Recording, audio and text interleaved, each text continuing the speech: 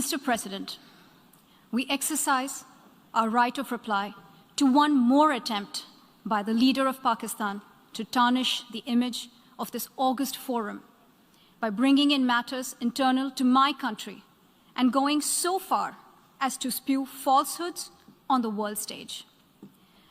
While such statements deserve our collective contempt and sympathy for the mindset of the person who utters falsehood repeatedly, I am taking the floor to set the record straight. Regrettably, this is not the first time the leader of Pakistan has misused platforms provided by the UN to propagate false and malicious propaganda against my country, and seeking in vain to divert the world's attention from the sad state of his country, where terrorists enjoy free pass while the lives of ordinary people, especially those belonging to the minority communities, are turned upside down. Mr. President, member states are aware that Pakistan has an established history and policy of harboring, aiding, and actively supporting terrorists.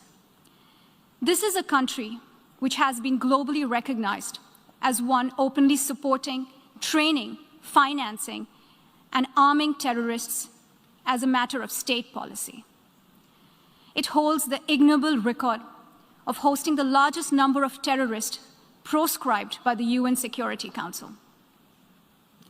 Mr. President, we marked the solemn occasion of the 20th anniversary of the 9/11 terror attacks just a few days back. The world has not forgotten that the mastermind behind that dastardly event, Osama bin Laden, got shelter in Pakistan. Pakistan leadership continues to glorify him as a martyr. Regrettably, even today, we heard the leader of Pakistan trying to justify acts of terror. Such defense of terrorism is unacceptable in the modern world. We keep hearing that Pakistan is a victim of terrorism. This is the country which is an arsonist disguising itself as a firefighter.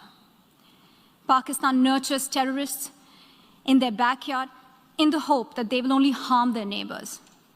Our region, in fact, the entire world, has suffered because of their policies.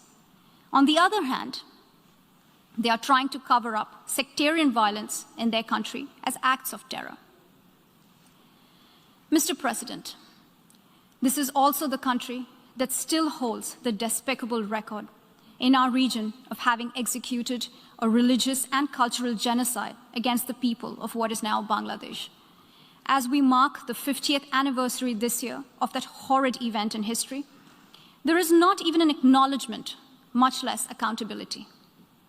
Today, the minorities of Pakistan, the Sikhs, the Hindus, the Christians, live in constant fear and state-sponsored suppression of their rights.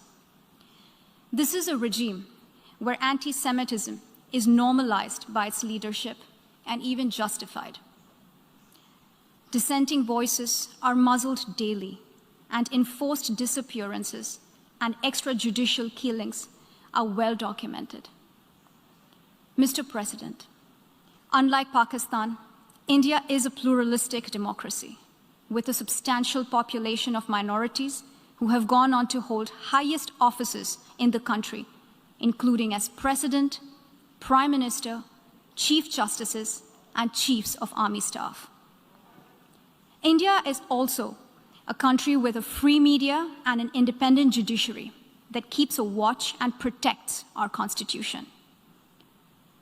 Pluralism is a concept which is very difficult to understand for Pakistan, which constitutionally prohibits its minorities from aspiring for high offices of the state. The least they could do is introspect before exposing themselves to ridicule on the world stage. Finally, Mr. President, let me reiterate here that the entire Union territories of Jammu and Kashmir and Ladakh were, are, and will always be an integral and inalienable part of India. This includes the areas that are under the illegal occupation of Pakistan.